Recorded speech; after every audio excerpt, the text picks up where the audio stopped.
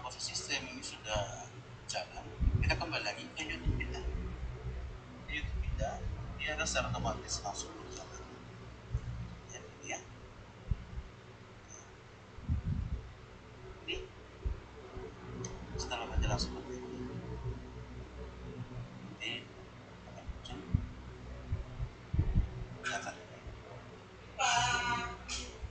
Nanti setelah kalian selesai streaming, nanti setelah kembali lagi selanjutnya, kita kembali ke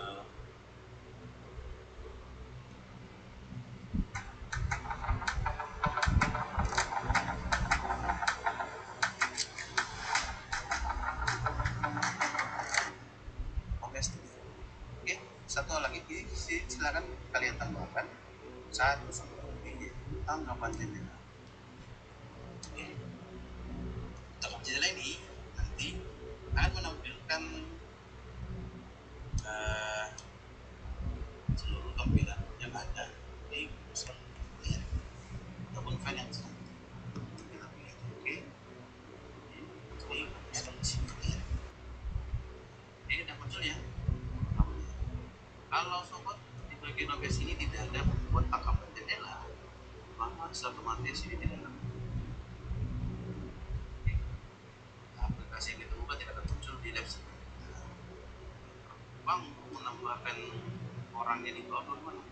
Belum menambahkan orang di bawah. Silahkan kita pilih dan cari namanya.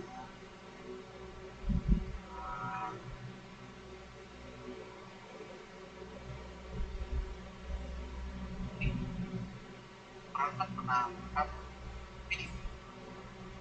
Oke. Di sini saya lihatnya ada perangkat. Kita pilih aja oke. Lalu ini kita kecilin seperti ini. Lalu bisa kita bisa. Kalau kalian akan screen nanti bisa diatur lagi. Oke, ini lihat saya di bawah ini buat terus. Nah, jadi seperti itu ya sobat ya. Agar dia bisa tertampil di YouTube tadi itu di sini ya. Tuh kita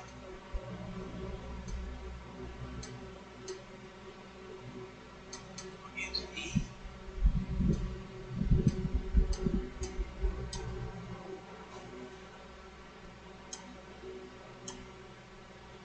Oke, kita lihat lagi. Jadi ini sudah semua dan ini sudah cukup ya. Dia akan muncul kita di sini. Bisa lihat ya. Saya muncul di begini. Jadi yang perlu kalian perhatikan untuk agar streaming ini bisa berjalan, pertama itu dari kontrol OBS sendiri. Untuk OBS sendiri, silahkan pertama jika ingin membuat video seperti ini, masukin perangkat penangkap video, tangkapan layar,